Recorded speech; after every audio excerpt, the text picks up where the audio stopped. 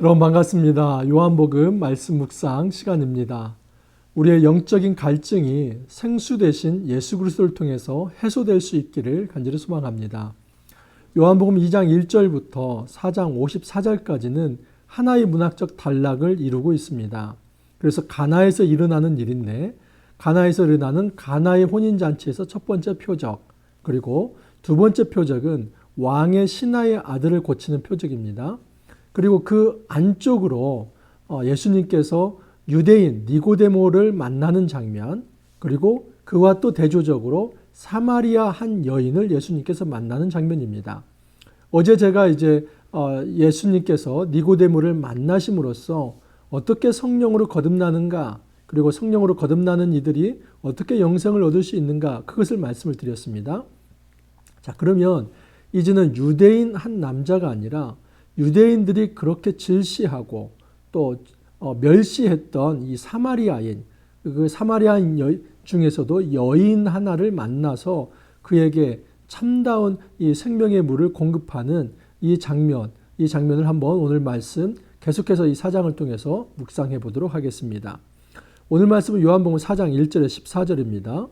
1절입니다. 예수께서 제자를 삼고 세례를 베푸시는 것이 요한보다 많다는 말을 바리새인들이 들은 줄을 주께서 아신지라. 예수께서 친히 세례를 베푸신 것이 아니요 제자들이 베푼 것이라. 유대를 떠나사 다시 갈릴리로 가실새. 예수님의 인기가 날로 올라가고 있습니다. 어제도 말씀을 드렸지만 세례 요한만 세례를 베푼 것이 아니라 예수님도 세례를 베풀었습니다. 근데 사실은 즉슨 예수님의 제자들이 예수님께 고난을 위임받아서 세례를 베풀었던 것입니다. 그래서 유대 당국자들이 이제 주목하기 시작합니다. 이 세례 요한만 주목했었는데 오히려 세례 요한의 세력은 약해지고 예수님의 세력이 강해지는 것을 보면서 견제하면서 이제 주시하고 있었습니다.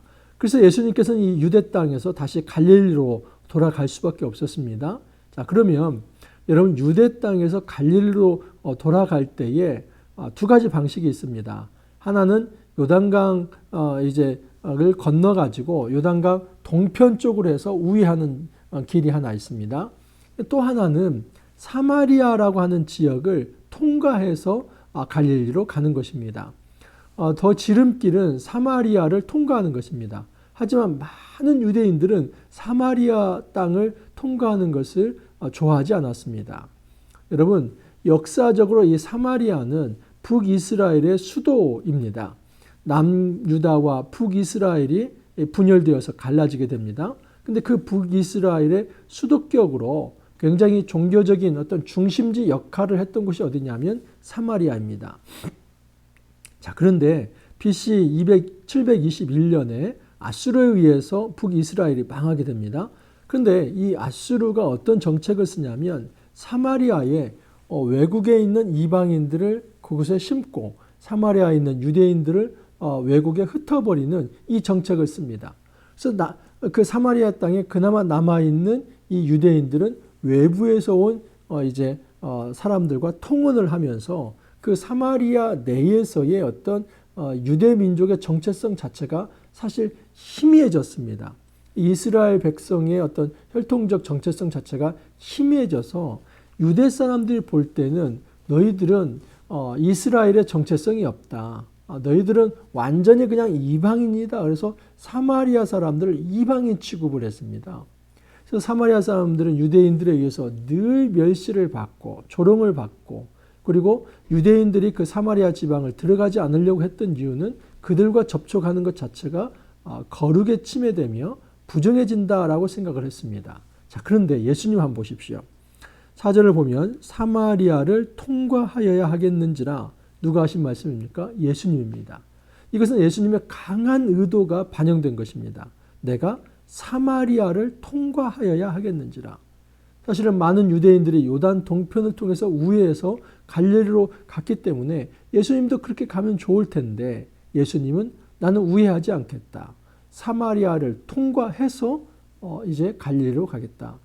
여러분, 예수님께서 지름길을 택하신 것입니까? 이 조금이라도 시간을 아끼기 위해서 사마리아로 가려고 했던 것입니까? 아닙니다. 지금 예수님께서 이런 의지를 가졌던 것은 사마리아에서 어떤 한 여인을 만날 것을 이미 알고 계셨기 때문입니다. 6절 이하를 보면 거기 또 야곱의 우물이 있더라. 예수께서 길 가시다가 피곤하여 우물 곁에 그대로 앉으시니 때가 6시쯤 되었더라. 사마리아 여자 한 사람이 물을 기르러 왔음에 예수께서 물을 좀 달라 하시니, 여러분, 예수님께서 사마리아 땅을 들어가겠다 하신 것은 바로 이 여인을 만나기 위해서입니다. 이것은 예수님의 이 신비한 능력에 의해서 예수님께서는 이미 지금 그곳에서 한 여인을 만나야 한다는 어떤 의지를 가지고 그곳에 들어간 것입니다. 자, 그런데 예수님께서 이르렀을 때에 그곳에서의 시간은 6시입니다. 이것을 로마 시간으로 말하면 오후 6시로 볼 수 있습니다. 하지만 여기에서는 유대 시간으로 보는 것이 더 합당해 보입니다. 그래서 정오의 시간으로 볼 수 있습니다. 이 정오의 시간이라고 하는 것은 무엇을 의미하냐면 가장 뜨거운 때, 그리고 가장 해가 있어서 누구도 지금 밖에 나와서 일하지 않는 때가 바로 이 정오의 시간입니다. 그래서 많은 사람들은 물 길러 올 때에 오후 3시 이후나 아니면 오전이나 그렇게 물을 기르러 오지, 정오, 가장 해가 뜨거울 때에 이 우물가에 나와서 물을 깃지 않았습니다. 굉장히 이례적인 것이죠. 이 여인이 왜 이 정오 시간에 물을 기르러 나왔나 하는 것은 내일 본문을 보면 좀 자세히 알 수 있습니다. 이 여인은 이미 남편이 5이나 된 여인입니다. 그래서 그 사회에서 그렇게 아주 자랑스럽게 얼굴을 내놓고 다니기가 좀 쉽지 않았습니다. 물론 이것은 이 여인의 잘못이 아닙니다. 그 사회의 문제였고 그 사회가 그 여인을 그렇게 궁주로 몰아세운 것입니다. 그래서 이 여인은 그 사람들이 인적이 드문 이 시아스타 시간에는 정오부터 한 오후 3시까지는 낮잠을 자는 이 오침 시간인데 그 시간에 일부러 나와서 물을 깃고 있습니다. 근데 예수님께서 그 여인에게 물을 좀 달라고 합니다. 굉장히 이례적입니다. 예수님께서 사마리아로 들어간 것, 이 유대인이 사마리아를 땅에 들어간 것도 이례적이고 그곳에서 남자를 만난 것도 아니고 여자를 만나서 물을 좀 달라 하는 것은 굉장히 이례적입니다. 일반 유대인들은 절대 그렇게 하지 않습니다. 왜냐하면 그것 자체가 내가 더러워진다고 생각을 했습니다. 사마리아 땅에 들어간 거, 그것도 사마리아의 여인을 만나는 것은 내가 부정해지고 거룩한 일이 아니다라고 생각을 했습니다. 그래서 이 여인도 의아해서 이렇게 물어봅니다. 사마리아 여자가 이르되 당신은 유대인으로서 어찌하여 사마리아 여자인 나에게 물을 달라 하나이까 하니 이는 유대인이 사마리아인과 상종하지 아니함이러라. 이 여인이 굉장히 놀라서 당신은 유대 남자이고 나는 사마리아 여자인데 왜 나한테 물을 달라고 합니까? 서로 교류가 없는 인종 아닙니까? 그런데 이렇게 말씀하시니까 당황스럽습니다. 이런 얘기를 한 것입니다. 예수님께서 이렇게 말씀하십니다. 예수께서 대답하여 이르시되 내가 만일 하나님의 선물과 또 내게 물 좀 달라 하는 이가 누구인 줄 알았더라면 내가 그에게 구하였을 것이요 그가 생수를 내게 주었으리라. 예수님께서 이렇게 말씀을 합니다. 네가 정말 물을 달라고 한 사람이 누구인 줄 알았다면 그에게 생수를 달라고 구했을 것이다 라고 얘기를 합니다. 자, 예수님께서 본격적으로 이제 의도를 드러낸 것입니다. 물을 달라고 하는 것은 물론 목마른 것도 있겠지만 이것은 공감대 형성입니다. 우물이라고 하는 이 공적 장소에서 이 여인은 물을 길러 나왔고 예수님께서는 목이 마른 상태입니다. 그래서 그 물이라고 하는 모티프, 이 물이라고 하는 공감대 속에서 예수님께서 정말 전하시고 싶은 핵심 메시지는 뭐냐면 생수입니다. 우리가 먹는 이런 생수, 이거 말하는 게 아니라 생명의 물입니다. 이 생명의 물, 영생을 주는 물. 네가 정말 내가 누구인지 알았다면 나로부터 이 생수를 구했을 것이다 합니다. 근데 이 여인이 또 묻습니다. 이렇게 얘기를 합니다. 여자가 이르되 주여 물 기를 그릇도 없고 이 우물은 깊은데 어디서 당신이 그 생수를 얻겠사옵나이까? 여인이 굉장히 이상한 것이죠. 원래 이 우물이라는 게 굉장히 깊지 않습니까? 두레박도 없고 어떤 그릇도 없는데 그런데 예수님께서 생수를 주겠다 이런 얘기를 하니까 여인이 굉장히 의아해서 물어보는 것입니다. 자, 그러니까 그러면서 당신이 야곱보다 더 큰 사람입니까? 한마디로 말해서 당신이 좀 어떤 특별한 능력을 가진 어떤 메시아적 존재입니까? 그걸 물어보는 겁니다. 자, 그러니까 예수께서 이런 말씀을 합니다. 예수께서 대답하여 이르시되 이 물을 마시는 자마다 다시 목마르느니와 내가 주는 물을 마시는 자는 영원히 목마르지 아니하리니 내가 주는 물은 그 속에서 영생하도록 솟아나는 샘물이 되리라. 예수님이 말씀합니다. 내가 주는 물은 영원히 목마르지 않는 생수. 그래서 그 사람에게 영생을 주는 물이다 하는 것을 이야기합니다. 여러분 2장에서 4장까지 전체 주제가 이 영생을 주는 예수님이라는 것을 계속해서 강조해서 말씀을 드렸습니다. 여러분 가나 혼인잔치의 첫 번째 표적을 한번 보십시오. 그게 무슨 표적입니까? 물이 변하여 뭐가 됩니까? 포도주가 됩니다. 이것은 어떤 상징이었냐면 이 포도주가 떨어진 이 잔치의 생명력이 떨어진 이곳에 물이 변하여 포도주가 되게 했다는 것은 예수님께서 생명을 주시는 분, 이 영생을 주시는 분, 특별히 예수님의 십자가와 부활을 통해서 영생을 주시는 분이라는 것을 이제 말했다 하는 것을 말씀을 드렸습니다. 여러분 그 생명사상 2장에서 4장까지 이 생명사상이 바로 여기에도 담겨져 있습니다. 니고데모에게도 성령을 통해서 거듭난다. 이게 영생에 이르는 거. 그리고 이 여인에게도 물을 모티프로 해서 나로부터 생수를 받아 먹는 자 그 사람이 영원한 생명에 이를 수 있다. 자, 이것은 7장에 가면 아주 자세하게 나타나 있습니다. 나중에 이제 7장에서 더 자세하게 볼 테지만 조금 더 말씀을 드립니다. 7장 37절 이하입니다. 명절 끝날 곧 큰 날에 예수께서 서서 외쳐 이르시되 누구든지 목마르거든 내게로 와서 마시라. 이것도 물의 모티프죠.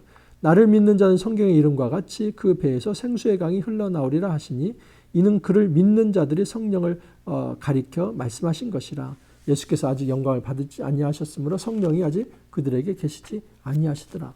구체적으로 7장 37절에서 39절에 나와 있는 생수는 성령을 의미한다 하는 것을 의미합니다. 그래서 예수님을 믿는 자들에게 성령이 임재하고 그 성령이 진정한 생명으로 이끄는 영생으로 이끄는 그 역할을 하신다 하는 사실입니다. 여러분 이제 본격적으로 사마리아 여인과 예수님이 만나는 장면이 이번 주에 계속 이어집니다. 우리가 기억할 것이 하나 있습니다. 그것은 생수를 주시는 분은 오직 예수님이다. 근데 예수님께서 이 여인에게 물 좀 달라 물으시는 정말 이것이 굉장히 이례적인 것입니다. 유대인 남자가 사마리아 여인에게 묻는 것도 정말 뭔가 가까이 다가가는 것도 이례적이지만 더 이례적이고 정말 이상한 일 하나는 무엇이냐면 예수님께서 진짜 생명을 주시는 분이고 생수를 주시는 분인데 왜 이 여인에게 네가 나에게 물 좀 줘라 그 얘기를 했을까 하는 것입니다. 여러분 우리 인생에 갈증을 가진 이들 근데 많은 사람들은 내가 갈증이 난다는 것 자체도 인식하지 못할 뿐만 아니라 그 사실을 어디에 가서 하소연하지 못합니다. 내가 지금 영적으로 목말라 있고 뭔가 갈증이 있고 이 채워지지 않는 갈증을 좀 누가 좀 채워주기를 바라는데 그것을 감히 용기 내어서 말하지 못합니다. 사마리아 여인은 우리가 그 사마리아 여인을 조롱하거나 무시하거나 불쌍한 여인 취급할 게 아니라 그 사마리아 여인은 바로 우리지 않습니까? 우리에게 진짜 영적인 갈망이 있고 갈증이 있지만 그것이 어디론가로부터 채워지지 않아서 늘 힘들어하고 목말라 있지 않습니까? 근데 그 예수님이 바로 나에게 찾아와서 네가 나에게 물 좀 줘라. 이 얘기는 정말 우리가 예수님께 물을 줘야 이게 끝나는 그것이 아니라 정말 너가 갈증 나는 거 내가 알고 있는데 그 물 얘기를 한번 해보자 하면서 말을 걸어오시는 겁니다. 예수님께서 그 사마리아 여인에게 네가 나에게 물 좀 달라 하는 것은 지금 예수님께서 사마리아 여인에게 물을 얻어먹는 데에 초점이 있는 게 아니라 이 물이라고 하는 모티프를 통해서 한번 대화를 나눠보자. 너는 이 먹는 물, 이제 어떤 갈증 났을 때 먹는 물, 그걸 좀 얘기하는데 정말 너의 문제는 단지 육체적 갈증이 아니라 영적 갈증 아니냐? 그러면 그 영적 갈증을 어떻게 해소할 수 있는가? 생수다. 예수 그리스도 그 성령을 통해서 부어주는 그 영원한 생수, 성령, 그것을 받아야만 네가 영성할 수 있다. 예수님은 이 진리를 가르쳐 주시기 위해서 공감대 형성을 위해 네가 나에게 물 좀 달라 말씀을 하신 것입니다. 예수님께서 이렇게 섬세하십니다. 예수님은 어떤 인종이나 성별이나 또는 어떤 문화적 계층이나 그런 차별을 예수님께서는 중요하게 생각하지 않습니다. 그런 차별 없이 모든 이에게 똑같은 하나님의 동등한 정말 어떤 아주 귀한 생명으로 대하시면서 그들에게 찾아가셔서 영생을 주시기 위해 일을 하십니다. 우리가 사마리아 여인과 같은 그런 연약한 자였고 갈증이 있는 자였고 어디 가서 정말 물을 구할 수 없는 자였는데 그 예수님이 우리에게 오셔서 우리에게 말을 걸어주십니다. 여러분 이 기회를 놓치지 않기를 바랍니다. 요한복음 묵상은 어찌 보면 그 기회를 잡는 것입니다. 생명 주시는 그 예수님 앞에 겸허하게 무릎 꿇기를 바라고 그 성령이 공급될 때에 우리가 아멘으로 화답하여서 우리의 삶이 예수 그리스도를 통해서 성령을 통해서 영생에 이르고 그리고 생명력 넘치고 모든 죽음의 땅에 진정한 생명을 선포할 수 있는 그 전도자가 될 수 있기를 간절히 소망합니다. 함께 기도합니다. 주님 감사합니다. 죽음의 땅에 생수를 흘려 보내서 생명의 땅으로 바꿔내시는 우리 예수 그리스도의 은혜와 또 능력을 묵상하였습니다. 주님 더 이상 우리가 죽음에 신음하지 않게 하옵시고 죽음의 그림자 밑에서 절망하지 않게 하여 주옵소서. 예수 그리스도를 믿음으로써 우리 안에 성령이 충만하여서 진정한 영원한 생명을 맛보며 살아갈 수 있도록 주님 축복하여 주옵소서. 감사하옵고 예수님 이름으로 기도하옵나이다. 아멘. 여러분 우리가 요한복음 말씀을 통해서 우리의 삶이 생명으로 가득 넘치고 활력 넘칠 수 있기를 간절히 소망합니다. 오늘 하루도 여러분 활력 넘치게 화이팅 하시고 또 내일 찾아뵙도록 하겠습니다. 감사합니다.